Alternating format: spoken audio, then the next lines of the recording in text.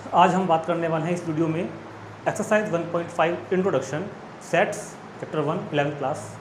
तो इससे पहले जो भी 1.1, 1.2, 1.3, 4 में हमने बहुत कुछ सेट्स के बारे में पढ़ लिया है और ये सेट का अब लास्ट टॉपिक है हमारा एज पर न्यू एनसीईआरटी, जो न्यू सिलेबस है ना उसके अकॉर्डिंग 1.5 लास्ट होगी हमारी।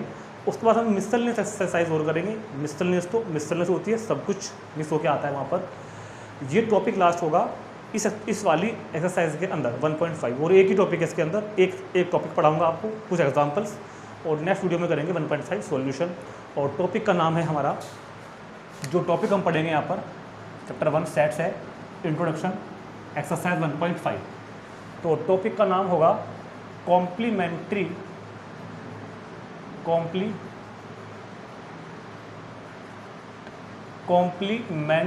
Of set.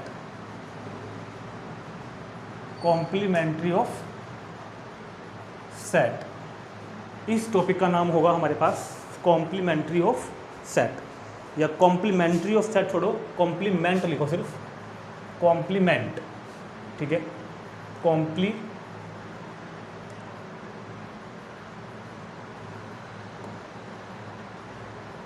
कॉम्प्लीमेंट अब से हो गया ना, कॉम्प्लीमेंट ऑफ सेट ए, ठीक। तो कॉम्प्लीमेंट्री ऑफ सेट ए को, किसी सेट के कॉम्प्लीमेंट को, क्वेश्चन इस तरह से आएगा कि find the complement of set A. तो किसी सेट के कॉम्प्लीमेंट को डिनोट करते हैं ए डैश से, ए के ऊपर डैश लगा करके, और या फिर ए के ऊपर ऐसे सी लिख के छोटा सा, कॉम्प्लीमेंट ऑफ ए पढ़ रहे हैं इसको, या फिर और सी ब्रैकेट में ए, कॉम्प्लीमेंट ऑफ ए। इसको रीड कैसे करोगे आप, कॉम्प्लीमेंट ऑफ ए। सबसे ज़्यादा जो पॉपुलर है, जो हम हमारी बुक में भी मिलेगा, हमको एग्जाम में भी लिखा हुआ मिलेगा, वो होगा ए डैश, ठीक। ए डैश को बोलते हैं कॉम्प्लीमेंट ऑफ सेट ए, किसी सेट का कॉम्प्लीमेंट। अब किसी सेट का कॉम्प्लीमेंट को रिप्रेजेंट करेंगे ए डैश से, और उसको फाइंड करने का जो तरीका होगा ए डैश को फाइंड करेंगे हम यूनिवर्सल सेट यू माइनस ए। मतलब किसी भी सेट का कॉम्प्लीमेंट फाइंड करने के लिए यू में से ए को माइनस कर देंगे, यू और ए का डिफरेंस जो होता है वो होता है कॉम्प्लीमेंट ऑफ सेट ए। तो यही फॉर्मूला हम पूरे टॉपिक में यूज करने वाले हैं। फिलहाल मैंने आपको बेसिक बात बता दी है कि कॉम्प्लीमेंट ऑफ सेट ए को डिनोट किससे करते हैं, इसका रिप्रेजेंट किससे करते हैं मतलब, और फॉर्मूला क्या होगा, A dash is equal to U minus A. अभी पहले हम एक एग्जाम्पल देखते हैं अपनी तरफ से। मैंने माना यू इज इक्वल टू कोई सेट है 1, 2, 3, 4, 5 एंड 6, और ए कोई सेट है 1, 2, 4, 5, ठीक। ये कोई ए सेट है। हमसे कहा है कि फाइंड द ए डैश या find the complement of A. तो कॉम्प्लीमेंट ऑफ ए फाइंड करने के लिए क्या करेंगे हम, u माइनस ए कर देंगे, u माइनस ए। तो पहले सेट ए लिखोगे 1, 2, 3, 4, 5, 6, और माइनस कर देंगे ए मतलब ये वाला 1, 2, 4, 5। तो डिफरेंस ऑफ टू सेट का जो फॉर्मूला बताया था आपको कि इस सेट में से वो माइनस कर दो जो दोनों में कॉमन हो, या फिर उल्टा बोल लो, इस सेट में से वो माइनस कर दो जो इसमें भी हो। तो 1 जाएगा, 2 जाएगा, एक तो मार्क कर लो, 1 भी गया, 2 भी गया, 4 भी गया, 5 भी गया, 1, 2, 4, 5 जाएंगे। जो बचे इस सेट के पहले वाले के वो लिख देंगे, क्या लिख देंगे मतलब 3 एंड 6। तो ए डैश की वैल्यू क्या हो जाएगी 3, 6। तो ये मैंने आपको ए डैश को रिप्रेजेंट कैसे करते हैं, ए डैश को फाइंड करने का फॉर्मूला क्या होता है, U A dash. A dash को फाइंड करने का फॉर्मूला क्या होता है, और ए डैश फाइंड कैसे करते हैं, किसी सेट का कॉम्प्लीमेंट कैसे फाइंड करते हैं, ये मैंने आपको सारी बातें यहाँ पर बता दी हैं। अब थोड़ा सा कंसेप्ट को समझते हैं, आगे चलते हैं। इसका थोड़ा सा थ्योरेटिकल आपको एक डेफिनेशन लिखवाता हूँ, और कुछ और बातें इसके बारे में ऑब्जर्व करते हैं, वेन डायग्राम देखते हैं कॉम्प्लीमेंट ऑफ सेट ए का, उसके बाद चलते हैं एग्जाम्पल्स की तरफ। तो ये तो होगी बात कॉम्प्लीमेंट ऑफ सेट को रिप्रेजेंट करने की, उसका एग्जाम्पल वगैरह, ठीक है। अब देखते हैं कॉम्प्लीमेंट ऑफ सेट का सिंबॉलिकल कैसे लिखते हैं, इसको ध्यान से समझना। ए डैश के अंदर वो एलिमेंट होंगे, क्योंकि मैंने आपको यूनियन, इंटरसेक्शन, डिफरेंस सभी से लिखवाए हैं, ये भी ध्यान रखना है आपको। ए डैश के अंदर वो एलिमेंट होंगे x such that x, A dash के अंदर वो एलिमेंट होंगे, ए डैश एक ऐसा सेट होगा जिसके अंदर एक्स होंगे सच दैट, इस प्रकार से होंगे, इस तरह से होंगे कि वो एक्स बिलोंग तो करता होगा यू को, बट एक्स बिलोंग नहीं कर रहा होगा ए को। उसको बोलेंगे हम, क्या बोलेंगे इसको हम, ए डैश। तो चाहे चेक कर लो आप, जैसे कि ये यू था, ये मेरे पास इधर ए था, तो जो मैंने ए डैश फाइंड किया है ना, ध्यान से देखना, ए डैश के अंदर वो एलिमेंट आए हैं, ए डैश के अंदर वो वाले एक्स आए हैं जो बिलोंग तो करते हैं यू को। चेक कर लो भाई, 3 6 बिलोंग तो करता है यू को, but not belongs to A, but belong नहीं करता है ए को।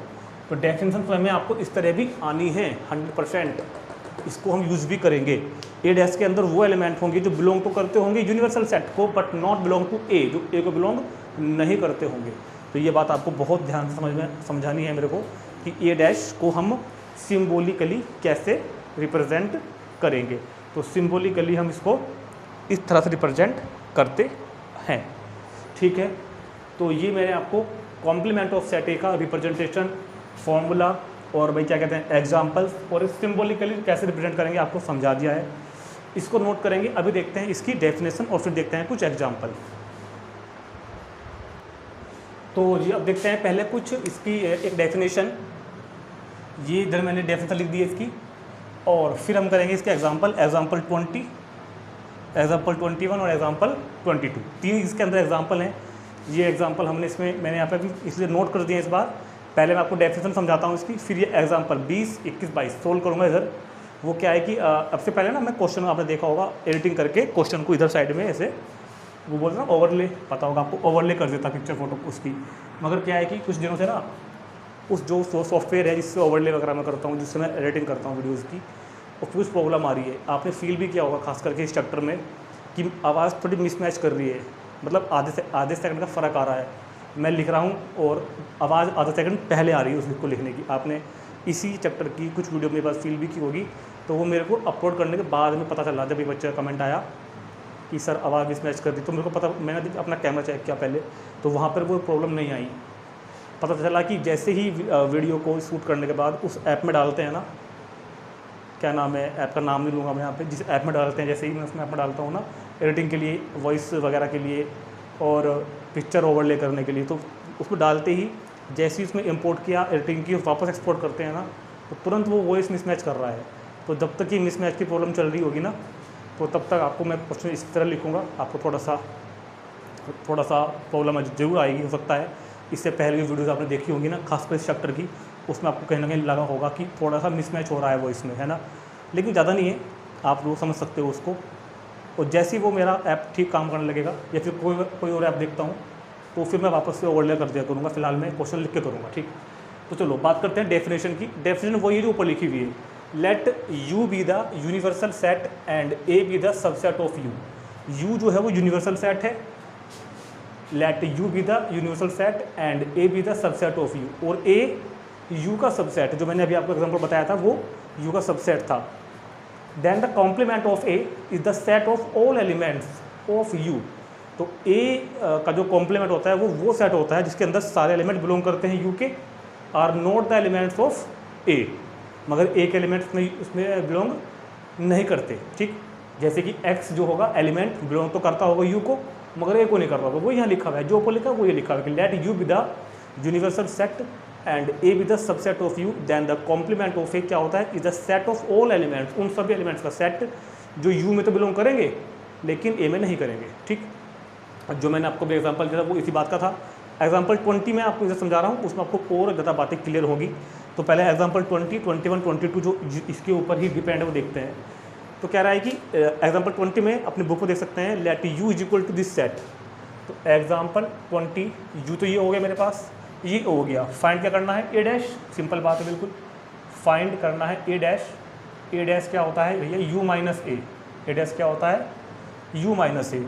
तो ये यू हो गया ना, 1 2 3 4 5 6 7 8 9 10, माइनस क्या करना है, ए। 1 3 5 7 9, 1 3 5 7 9।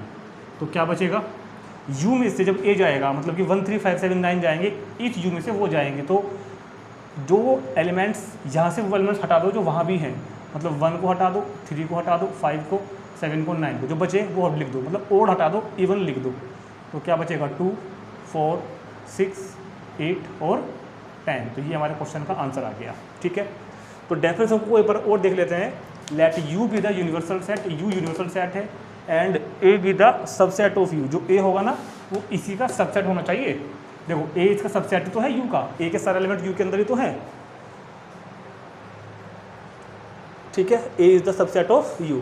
Then the complement of A, तो कॉम्प्लीमेंट ऑफ ए जो होगा is the set of elements of you.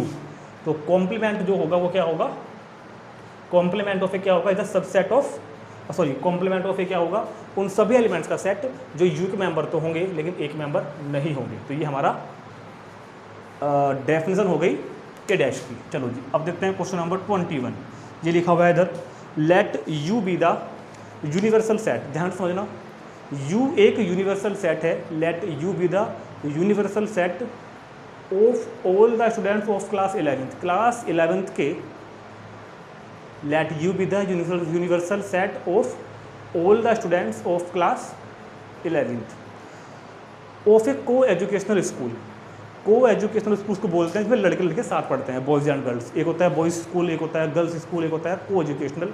आजकल तो ज़्यादातर को एजुकेशनल स्कूल ही होते हैं, बॉयज़ गर्ल्स साथ में पढ़ते हैं।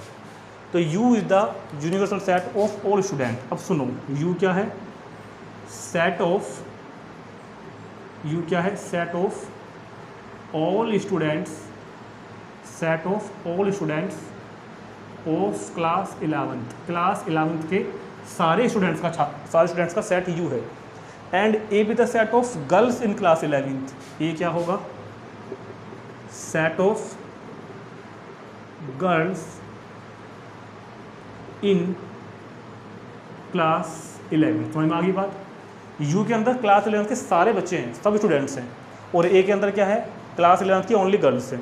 तो फाइंड करो ए डैश। तो complement of A dash find करना है यू माइनस ए। तो यू में से ए को हटा दो, मतलब क्लास 11th के सारे बच्चों में से क्लास 11th की गर्ल्स को हटा दो, तो क्या बचेंगे, तो क्लास 11th के बॉयज़ बचेंगे ना। तो क्या बच जाएगा, set of boys in class 11th। नहीं समझ में आई बात, आधा नहीं चाहिए वैसे तो। यू है universal set of all class all students of class 11th। Class 11th के सभी स्टूडेंट्स का सेट यू है। ए है set of all girls in class 11th। Class 11th के सभी गर्ल्स का सेट ए है। यू में से ए को हटा दिया मैंने, यू में से को मैच कर दिया, क्लास 11th के सारे बच्चों में से क्लास 11th की गर्ल्स हटा दी, तो क्या बचा क्लास 11th के बॉयज़। ठीक, तो नोट करेंगे इसको, फिर देखते हैं हम एग्जाम्पल नंबर 22, और इस टॉपिक का है ये लास्ट एग्जाम्पल। नोट कर लेंगे पहले इसको। चलो अब एग्जाम्पल नंबर 22 में कई बातें हैं जो फाइंड करने के लिए कहा है। तो u is equal to 1 2 3 4 5 6, u is equal to कितना है 1 2 3 4 5 6, और a भी हमारे पास है, b भी हमारे पास है। फाइंड करनी है कई सारी चीज़ें, तो पहले फाइंड करते हैं चलो a डैश। a डैश क्या हो जाएगा, u minus a, u minus a मतलब 1 2 3 4 5 6 माइनस कर दो a मतलब 2 3, u माइनस a। तो u में से जब a हटाओगे तो क्या बचेगा भाई, 2 3 तो मैंने हटा दिया ना यहाँ से, तो क्या बच गया 1 4 5 और 6। a dash is equal to u minus a dash is equal to कितना, u माइनस है। तो 1 2 3 4 5 6 से 2 3 हटा दिया तो क्या रहेगा 1 4 5 6, ये आंसर आ गया पहला। चलो जी अब फाइंड करना है b डैश। b डैश हो जाएगा u माइनस b, तो u माइनस b मतलब 1 2 3 4 5 6 माइनस b बोले तो 3 4 5। तो इस बार 3 4 5 को गायब कर दो यहाँ से, 3 4 5 को गायब करोगे तो 1 2 6 बचेगा, 1 2 6 ये क्या हो जाएगा b डैश। a डैश आ गया, b डैश भी आ गया, a डैश और b डैश। अब है a dash intersection b dash. Third है a डैश और b डैश का इंटरसेक्शन। ये a डैश है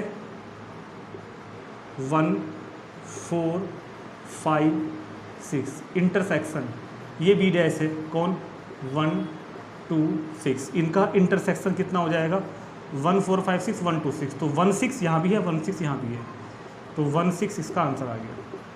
अब है ए यूनियन बी, अगला क्या है ए यूनियन बी फाइंड करो जी। चलो ए यूनियन बी, ए और बी का यूनियन, ये रहा ए ये रहा बी, ए यूनियन बी मतलब ए और बी को मिला कर लिख दो सबको, तो ए यूनियन बी कितना हो जाएगा 2 3 4 5, 2 3 और 3 तो यहाँ पर दोबारा आ गया, रिपीट करना नहीं है, और 4 5, तो 2 3 4 5। अब प्रूव करना है एक चीज़, show that A union B dash की वैल्यू ये लाकर दिखानी है।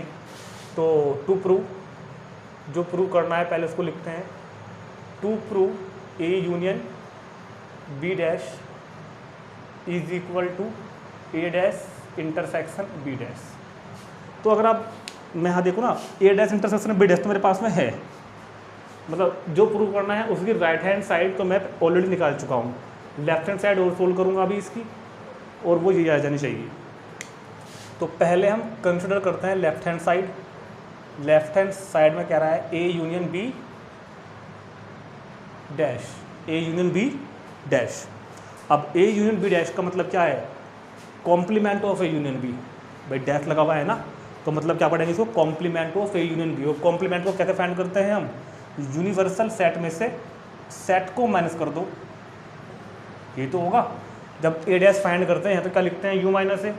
अब ये ए है पूरा का पूरा, ये पूरा ए है ए डैश, तो क्या लिखोगे यू माइनस ए, मतलब जिसका भी कॉम्प्लीमेंट फाइंड करना है उसको यू में से माइनस कर देते हैं।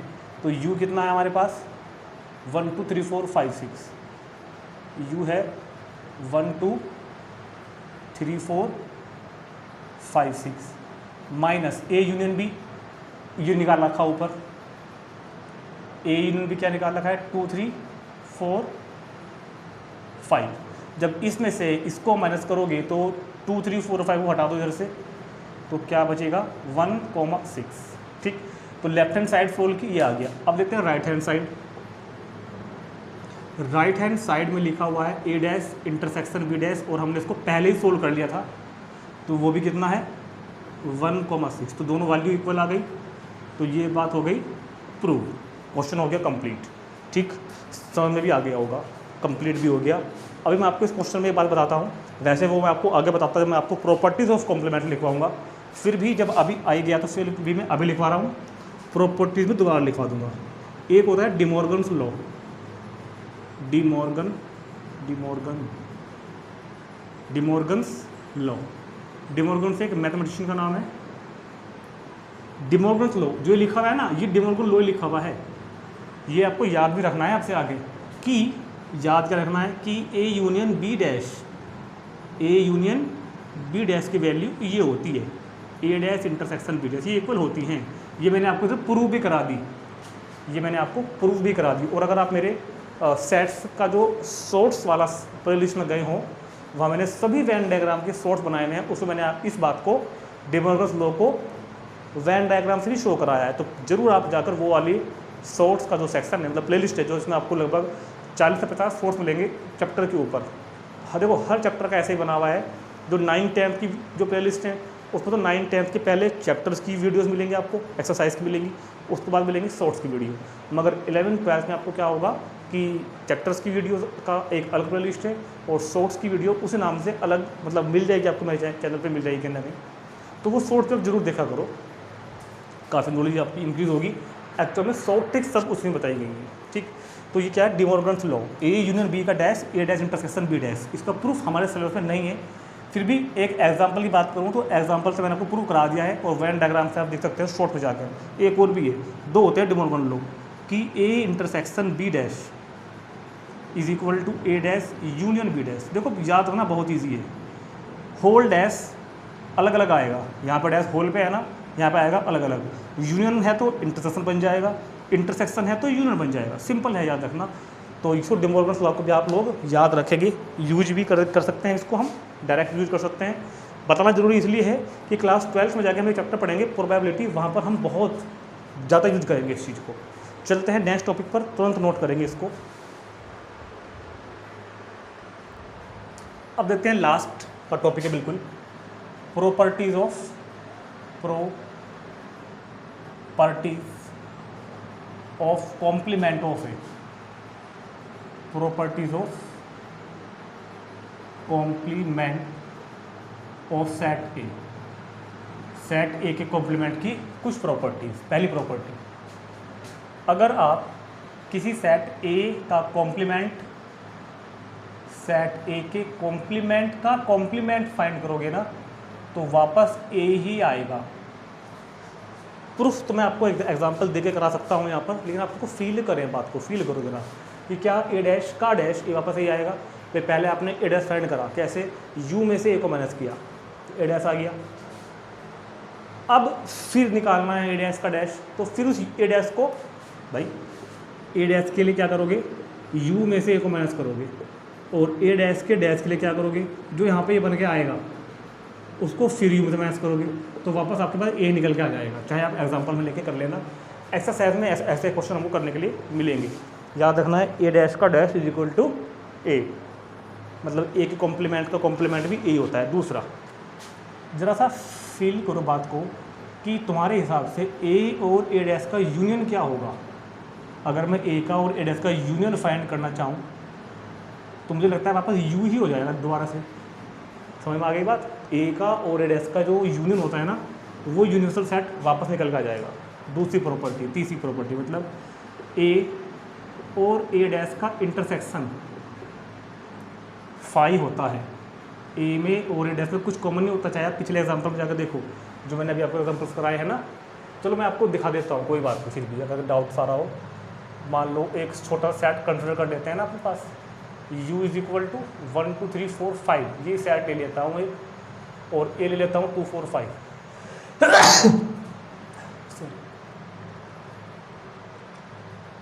और ये ए डैश क्या हो जाएगा, u में से एक हटा दो, 2 4 5 को हटा दो, तो क्या बचा 1 3, क्या बचा हमारे पास 1 3। तो अब बताओ देख के जरा, सबसे पहले पहली प्रॉपर्टी क्या है, ए डैश का डैश। अगर इस ए डैश का डैश फाइंड करोगे तो u में से इसको माइनस करेंगे ना, इस बार 1 3 को जरा करना, u में से 1 3 को माइनस, 1 3 को माइनस करोगे तो 2 4 5 बचेगा, बचेगा कि नहीं, मतलब वापस से a बचेगा। दूसरा, a यूनियन ए डैश, जरा इस a का और a डैश का यूनियन लेके बताओ क्या आएगा, इसका और इसका यूनियन वापस देखो वही बन जाएगा 1 2 3 4 5। इन दोनों में कॉमन देखो, a intersection A dash, a में और डैश में कुछ कॉमन नहीं है, मतलब क्या हो जाएगा, एम्प्टी सेट 5। ठीक है। नंबर 4, u का डैश क्या होगा, u का कॉम्प्लीमेंट, तो u का कॉम्प्लीमेंट होगा u माइनस u, क्योंकि जिसका कॉम्प्लीमेंट फाइंड करना है उसको u में से माइनस करते हैं, तो u को भी u में से माइनस करेंगे। और किसी सेट में से अगर वही सेट माइनस करते हो तो बचता है एम्प्टी सेट। नंबर 5, 5 डैश क्या होगा, मतलब 5 का कॉम्प्लीमेंट क्या होगा, तो इसका फॉर्मूला क्या बनेगा, u माइनस 5। भाई 5 डैश ये तो होगा u माइनस 5, और u में से 5 माइनस करोगे तो क्या बचेगा u। सिक्स्थ वही है जो मैंने आपको अभी समझाया था, डिमॉर्गन्स लॉ। इसको आप प्रॉपर्टीज ऑफ कॉम्प्लीमेंट में लिख लो। डिमॉर्गन्स लॉ क्या होता है कि a यूनियन b का होल डैश, तो बदल जाएगा इंटरसेक्शन में, a dash intersection b dash, और a इंटरसेक्शन b का होल डैश बदल जाएगा यूनियन में, a dash union b dash. ठीक है, ये हो गई मेरे पास इसकी कुछ स्पेशल प्रॉपर्टी। तो ये सब प्रॉपर्टी आप यूज तो करेंगे ही, याद भी करेंगे और इनको तुरंत नोट करेंगे। अब चलते हैं इसी टॉपिक के वेन डायग्राम पर, तो इसको नोट करेंगे सबसे पहले तुरंत और देखते हैं Venn diagram of complement. Venn diagram of complement of set A, किसी सेट ए का कॉम्प्लीमेंट ऑफ वाई डायग्राम।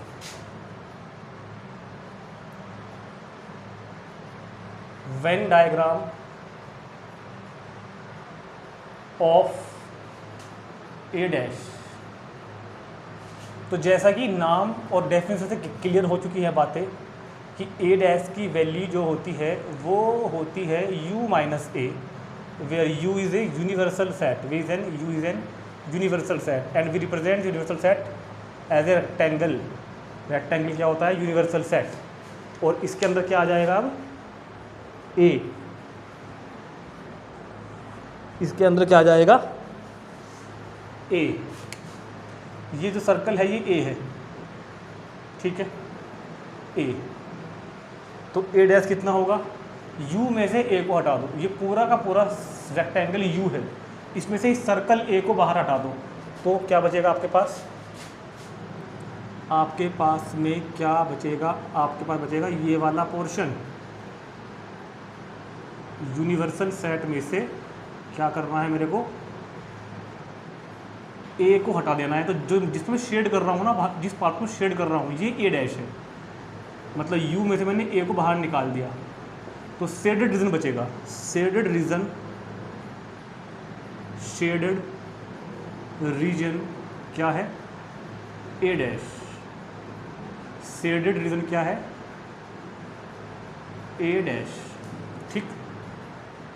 तो इस वाले वेन डायग्राम को आप तुरंत नोट कर लेंगे कि ये क्या है, ए डैश। ये मैंने आपको ए डैश बताया है जब केवल मैंने एक ही सेट को डिनोट किया हुआ है अंदर। अगर कभी मैंने ए और बी को भी, अगर कभी क्वेश्चन इस तरह से आया कि ए और बी दोनों ही डिनोट किए हुए हैं, तब कैसे शेड करेंगे, करेंगे तो यही काम, कुछ अलग नहीं करेंगे हम, मगर फिर भी देख लो, ए बी मान लो इस तरह केस आ गया, और अब हमको शेड करनी है ए डैश पर, तो कुछ नहीं करना, हमको बी को देखना ही नहीं है, हमारा काम तो है ए डैश। ए डैश मतलब यू माइनस ए, यू में से ए को हटा दो, केवल ए पे शेड नहीं करनी है आपको, मतलब मुझे शेड करनी है ए के बाहर, बाहर जो ए का सर्कल दिख रहा है ना, ए के सर्कल जो दिख रहा है उसके बाहर शेड करनी है। बी पे शेड हो रही है या नहीं हो रही वो हमको देखना ही नहीं है, हमको केवल अपनी आंखें ए पे लगानी है और ए के बाहर शेड कर देनी है, ए के बाहर। तो जो ये शेड अब हो रही है ना, ये ए के बाहर हो रही है, ए के बाहर मतलब मैंने यू में से एक एलिमेंट्स निकाल दिए, यू में से हमने क्या कर दिया, यू में से हमने ए के एलिमेंट्स को निकाल दिया। ध्यान से देखो, जरा समझ में आ गई के बाद, कहीं कोई डाउट किसी को हो तो भैया कमेंट करके बता देना मेरे को। देखो ये क्या था, ये सेट था ए, ये सेट क्या था बी, और ये पूरा का पूरा क्या था यूनिवर्सल सेट। तो हमने क्या करा, यूनिवर्सल सेट में से सर्कल ए को बाहर निकाल दिया, तो ये तो बचेगा। तो ये क्या हो गया, यहाँ भी हम क्या कहेंगे, शेडेड रीजन, शेडेड रीजन जो है वो ए डैश है। इसी तरह बी डैश को भी कर सकते हैं। इसी तरह हम लोग अगर बी डैश को शेड करनी हो, उस केस में जब मेरे को दोनों सर्कल दिए हुए हैं, जब दोनों सेट दिए हुए हैं, ठीक है, बी डैश पर शेड करनी हो तो इसको भी देख लेते हैं। इस बार हम जो वेन डायग्राम बना रहे हैं बी डैश का, ये यू है, रेक्टेंगल जो है, पहला सेट हमेशा ए का होता है, इस बार अंदर लिख देता हूँ, और ये बी, तो बी डैश मतलब यू माइनस बी, यू में से बी को हटा दो, शेड बी पर नहीं करनी, इस बार बी के बाहर शेड करनी है, ए पे हो या ना हो देखना ही नहीं है, केवल बी को पॉइंट ऑफ व्यू रखो अपनों, बी के बाहर शेड करनी है, बी के बाहर शेड जो होगी वो बी के बाहर होगी, ठीक, बी के अंदर ना हो जाए, क्योंकि हमने यू में से बी के एलिमेंट निकाल दिए हैं, यू में से हमने क्या कर दिया है, बी के एलिमेंट निकाल दिए, तो ये मेरा बी डैश पूरा हो गया। तो ये ए डैश है जब सिर्फ ए दिया हुआ हो, ये बी ए डैश है जब ए और बी दोनों दिए हुए हों, ये बी डैश है जब, ये बी डैश है जब अपनों को क्या दिया हुआ हो, बी ए और बी दोनों दिए हुए हों, ठीक। अब एक बात और भी है, एक बात नोट करेंगे, ये बात हम लोग नोट करेंगे कि जब मैंने आपको ए माइनस बी समझाया था, डिफरेंस ऑफ ए बी समझाया था, difference of A of B, difference of A minus B, तो बहुत ध्यान सुनना, ए माइनस बी कैसे फाइंड किया था हमने, ए में से उन एलिमेंट्स को हटा दिया था जो बी में भी हैं, ए के वो एलिमेंट, ए के उन एलिमेंट्स को हटा दिया था जो बी में भी हैं। और मैंने आपको इसको फाइंड करने का एक तरीका और बताया था, ध्यान होगा आपको, ए माइनस ए इंटरसेक्शन बी, और इसको मैंने आपको प्रूफ भी कराया था एक एग्जांपल देकर उस टाइम पर, उस वाली वीडियो में जाके आप देख लेना। अभी मैं आपको ए माइनस बी का, ये तो फॉर्मूला पुराना है ही, एक और बता रहा हूँ, कॉम्प्लीमेंट के बेस पे ए माइनस बी की वैल्यू ये भी होती है A intersection B dash, A minus B की वैल्यू ये भी होती है ए इंटरसेक्शन बी डैश। ऐसे ही बी माइनस ए की वैल्यू ये तो थी ही पहले, कैसे B minus A intersection B, ये मैं पहले आपको बता चुका हूँ पहले। अब से ये भी याद रखनी है बी माइनस ए की value A dash intersection B, A dash intersection B. मतलब क्या है कहने का मतलब ये है कि A minus B is equal to A intersection, जिस पर माइनस लगा हुआ है ना उसका डैश के साथ उसका इंटरसेक्शन ले लेंगे। जैसे कि बी माइनस ए है तो क्या कर लेंगे, बी माइनस ए के लिए क्या कर लेंगे बी, और जो माइनस है उस पर क्या लगा देंगे dash, B minus A intersection dash. ठीक, मैं आपको वेन डायग्राम से भी ये बात प्रूव कर सकता हूँ। देखो एक मिनट, जब मैंने आपको ए माइनस बी का वेन डायग्राम समझाया था उस वीडियो में जाकर देखना एक बार कि ए माइनस बी का वेन डायग्राम क्या है। देखो ये मैं आपको 3 बार समझा दूंगा अभी इस वेन डायग्राम में कि जो Venn diagram A minus B का बनेगा अभी आपके सामने, वही वेन डायग्राम बनेगा A minus A intersection B का, और यही वेन डायग्राम बनेगा इस वाले का ए इंटरसेक्शन बी डैश का। इन तीनों के वेन डायग्राम बना रहा हूँ और तीनों के वेन डायग्राम सेम आएंगे। आप कहोगे हाँ सर सेम है, तीनों वेन डायग्राम सेम है। तो जब तीनों के वेन डायग्राम सेम होंगे तो मतलब क्या होगा, तीनों की वैल्यू भी आपस में इक्वल होंगी। पहले आप इतना नोट कर लो ज़रा, क्योंकि यहाँ पर जगह चाहिएगी मेरे को। ठीक है, चलो तो ज़रा पहले बताओ यूनिवर्सल सेट तो यू हो ही गया। ए माइनस बी क्या होता है, ए माइनस बी क्या होता है सेट ए। ज़रा ए माइनस बी मतलब ए में से बी के एलिमेंट हटा दो तो ये पूरा ए है, इस ए में से बी के एलिमेंट ये वाले ये हटा दो तो ये होता है ए माइनस बी का ए माइनस, ये क्या होता है ए में से बी के एलिमेंट हटा दो तो ये क्या होता है मेरे पास ए माइनस बी। ये मैंने वेन डायग्राम आपको उस टाइम में बनवाया था। ठीक है, ये ए माइनस बी है, ये क्या है ए माइनस बी। अच्छा अब ये बताओ अगर ये ए माइनस बी है और अगर कोई हमसे कहे कि जी ए माइनस ए इंटरसेक्शन बी का वेन डायग्राम बनाओ, मतलब ए में से क्या हटाना है ए और बी का इंटरसेक्शन, तो जो ये सर्कल है पूरा का पूरा ये तो ए है, और जो बीच का पार्ट है ये ए और बी का इंटरसेक्शन है। तो इस पूरे सर्किल ए में से ए और बी का इंटरसेक्शन को हटा दो तो शेड मेरे भाई फिर यहीं पे होगी। फिर तो भाई पूरे ए में से ए और बी का जो कॉमन पार्ट है वो माइनस करना है ना, तो फिर शेड यही हो जाएगी। तो दोनों सेम बन गए ना, जो ए माइनस बी का है वही इस वाले का हो गया। अब देखो उस वाले का, अब इस वाले में क्या कह रहे हैं भाई साहब, अब भाई हो जाए यार दोस्त, अरे यार अब क्या मैं प्रकार लेके आऊँगा भाई।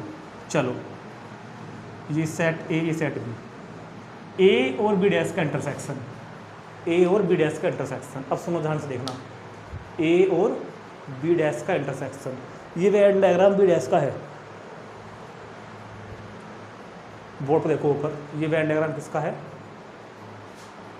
बी डैश का, ये रहा बी डैश। अच्छा अगर मैं यहीं पर एक वेन डायग्राम बना दूँ उसमें केवल ए को शो कर रहा हूँ, ए को, ए बी केवल ए पे शेड कर दो, ए पर ये शेड कहाँ हुई है ए पे, मतलब पूरे ए पे, बी में हुई है नहीं वो छोड़ो, ए पे होनी चाहिए। हम कह रहे हैं कि भाई ए का और बी डैश का इंटरसेक्शन पे शेड कर दो। किस पे शेड कर दो, ए और बी डैश के इंटरसेक्शन पे। जरा सोच के बताओ, दिमाग पर जोर डालो, ये ए पे शेडेड है, ये बी डैश पे शेड है, ये शेड ए पे है, ये शेड बी डैश पे है। इनका कॉमन पार्ट क्या है, देखो जो बाहर का है, जो सर्कल से बाहर है वो तो कॉमन नहीं है कि वहाँ पे नहीं है। बी जो सिर्फ बी की जहाँ मेरी उंगली है बी के अंदर, ये भी कॉमन नहीं है। देखो सर्कल से बाहर कॉमन नहीं है क्योंकि यहाँ खाली पड़ा हुआ, ये भी कॉमन नहीं है क्योंकि दोनों ही खाली हैं।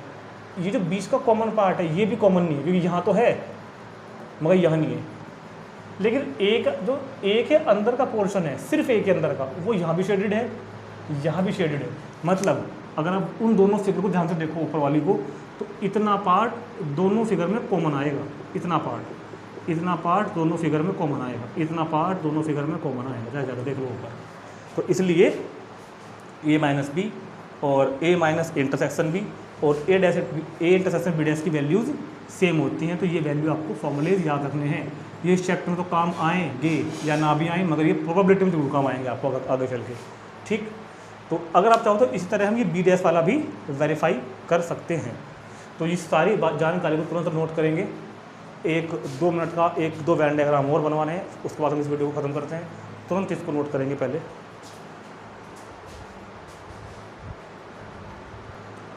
तो ये एक आखिरी बात है, ये एक वेन डायग्राम बनवा रहा हूँ जिसमें मैं आपको सारी बातें समझा दूंगा, ठीक है। देखो अगर कहता है ए यूनियन बी, मतलब ए के एलिमेंट और बी के सारे एलिमेंट, ए यूनियन बी, तो पूरा हो गया, पूरा सर्कल ए वाला, पूरा सर्कल बी वाला, उसको मैं शेड नहीं कर रहा। अब जहाँ पर मैं ये हॉरिजॉन्टल लाइन ड्रॉ करूँगा ना, ये जो हॉरिजॉन्टल लाइन ड्रॉ की है,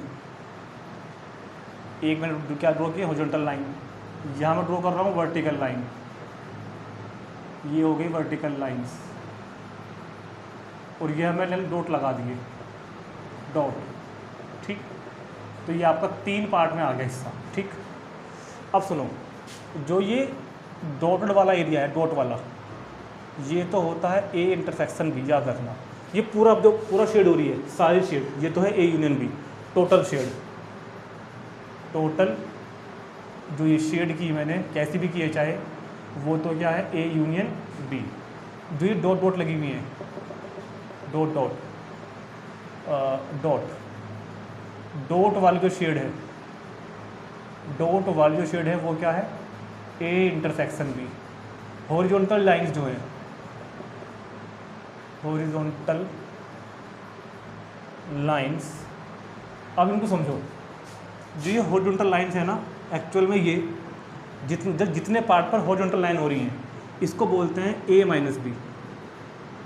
दूसरा, जितने पार्ट पर मैंने हॉरिजॉन्टल शेड की है, उसको बोलते हैं ए माइनस बी, और इसी को बोलते हैं वही वाला ए माइनस ए इंटरसेक्शन बी, और इसी को बोलते हैं ए इंटरसेक्शन बी डैश, ठीक। और इसी को बोलते हैं ओनली ए। अब ये ओनली ए का क्या मतलब है, ये पहले था सिलेबस में, अब नहीं है, फिर मैंने आपको लिखवा दिया। तो हॉरिजॉन्टल लाइन मतलब सिर्फ ए का पार्ट, ओनली ए मतलब सिर्फ ए का पार्ट, बी से कोई मतलब नहीं है। तो हॉरिजॉन्टल लाइन ए माइनस बी भी यही है, ए माइनस ए इंटरसेक्शन बी भी यही है, ए इंटरसेक्शन बी डैश भी यही है, और अगर कोई आपसे कहे ओनली ए, वो भी यही है। और उसका एक नाम और भी होता है, A but not B, A but not B. ये सभी नाम इस शेड के हैं। ये मैं आपको से बता रहा हूँ कि जब मैं आपको प्रोबेबिलिटी कराऊंगा, ताकि मैं इस वीडियो का लिंक वहाँ लगा सकूँ प्रोबेबिलिटी वाले एक्सरसाइज में, ताकि आपको कहूँ कि जाओ डिस्क्रिप्शन में जाकर इन सब के वेन डायग्राम देख के आओ। इसलिए और कंपेरिजन आपको जरूरत पड़ेगी इन सब चीज़ों की। दूसरी बात, ये सब चीज़ें आपको एक साथ किसी एक बुक में लिखी हुई कभी ज़िंदगी में मिलेगी भी नहीं, इस वीडियो के अलावा एक साथ नहीं मिलने कहीं, भले ही कुछ कहीं से मिल रहे हैं, अलग बात है, ठीक है। तो इसको क्या कहते हैं, A but not B, A but not B, मतलब ये शेड सिर्फ ए में हुई है, नो बी में नहीं हुई। ऐसे ही इसके नाम रखते हैं। चलो वर्टिकल वाले लाइन के, वर्टिकल वाले का नाम बता दो, पहला क्या हो जाएगा, बी माइनस ए। जो ये वर्टिकल लाइन्स है ना, जो ये वर्टिकल लाइन दिखाई दे रही होगी आपको, ये क्या होती हैं, बी माइनस ए। दूसरा क्या होगा, यही B minus A intersection B. तीसरा ये होगा ए इंटरसेक्शन बी। चौथा ये ही क्या होगा, ओनली बी। पांचवा ये क्या होगा, B but not A, B but not A. मतलब बी माइनस ए के बाद इसको क्या कहेंगे हम, B minus A intersection B. इसी को कहेंगे हम ए डैश इंटरसेक्शन बी। और इसी को हम क्या कहेंगे, ओनली बी। और इसी को हम क्या कहेंगे, B but not A, B but not A. तो अच्छा, ये पूरा जो रेक्टेंगल है ये यूनिवर्सल सेट है, जो भी कुछ होता है यूनिवर्सल सेट के अंदर ही होता है। तो मेरे हिसाब से और मेरी तरफ से इस टॉपिक की सारी तमाम जानकारी मैंने आपको दे दी है, सारी बिल्कुल, बल्कि 2-4 फालतू दे दी है। ठीक, तो इन सही बातों को ध्यान से पढ़ना, ज़्यादा से ज़्यादा इस वीडियो को शेयर करना, कोई बात समझना आई तो कमेंट करके जरूर बताना। नेक्स्ट वीडियो मिलेंगे एक्सरसाइज 1.5 सॉल्यूशन में। Thank you.